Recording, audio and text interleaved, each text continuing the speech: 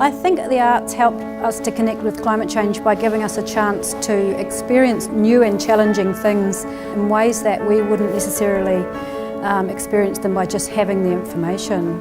My world is all to do with maps and graphs and numbers, and those things don't really appeal to people, you know. They appeal to our heads but not our hearts. A lot of people tend to get a bit tired of just hearing scientists lecture.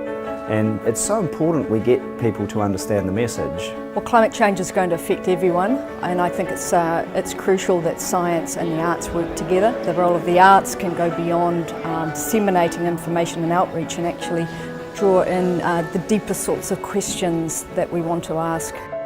We take the biocapacity of the planet and you divide it by 7.6 billion people, and you take your equal share and you go and live by that. Currently today, if everyone lived like the average New Zealander, we would need 3.5 planets. I try and apologize to 2 or 3 young people a day for what me and my generation have done to cause all this. We are the generation that has to do this because, seriously, the scientists are being very polite. They're showing us the results of inaction are intolerable. The science is in, and now we need to act. And the arts can actually connect with people in the heart and gut rather than just the mind, so that they feel they can act and do something. Well, I felt like the format of this event was really wonderful in that we got to hear from the experts. We also got to ask the experts questions, but then at the end we had a big conversation, and I think that sort of is a microcosm of what needs to happen, and I think that really informs this conversation here in Nelson. It's always good to see a variety of strands getting together.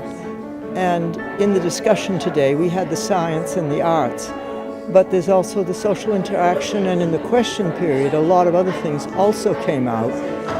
For example, education at the preschool as well as the primary level, not just secondary and university.